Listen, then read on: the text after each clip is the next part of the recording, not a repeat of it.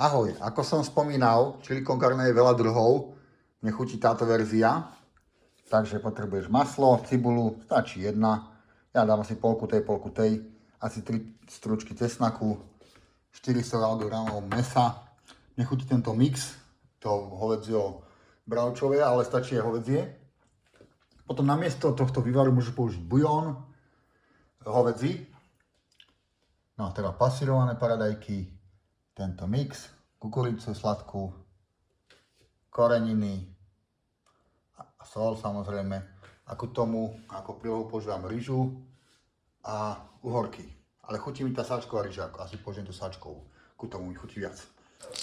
Tak na tomto není moc čo vysvetľovať. Usmažím cibulu, jednu aj druhú. Netreba šetriť na cibuli moc, tá tam je dobrá. A zase až tak veľa nemusím dať. Potom za pár minútiek dám cesnák. Tak celkom dosť opečiem tú cibulu. Pred koncom pridám cesnák.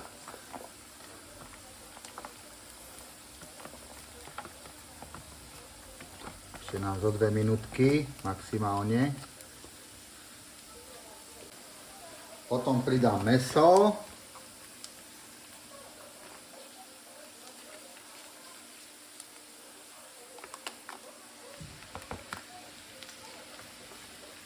Špeciálnou metličkou rozbijem.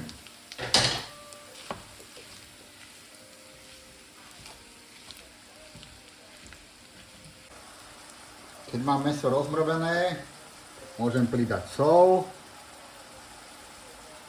Neskôr dosolím, keď bude treba. Trošku červenej papriky.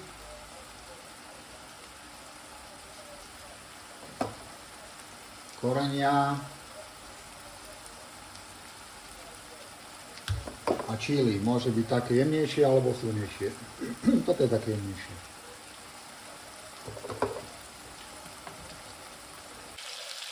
Keď už je mäso zatiahnuté a pustilo nejaký šťavuaj, pridám mrazený vývar alebo bujón s vodou. Chvíľku to trvá s týmto mrazeným, ale to nevadí. Teraz to nechám riadne prebublať 110 minút, občas miešam, potom pokračujem v pridávaní surovín.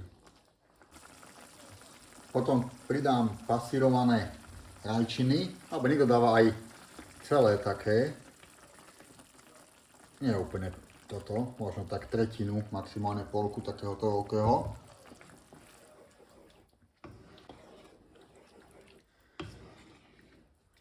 A nechám to variť zase teraz nejakú dlhšiu dobu. Trošku to musí zhusnúť a zredukovať sa.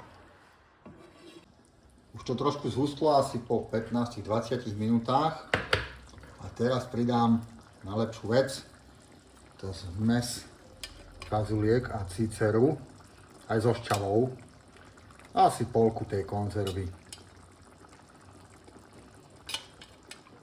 Tej šťavy úplne akože nie extra, ale to ako je to husté. Uvidím, možno ešte pridám. Asi ešte pridám trošku.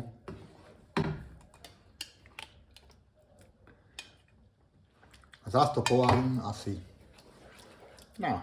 5-10 minút maximálne asi, aby tá fazula nebola úplne rozmrvená. A keď už vidím, že to zase trošku hustne, tak pred koncom za 5 minút pridám kukuricu. Asi polku tej malej konzervy. Aj viac treba, ako kto má rád. To už len tak na 5 minút prevariť. Výsledná konzistencia nejaká takáto. Že je tam aj trošku omáčky, ale nie je to riedke.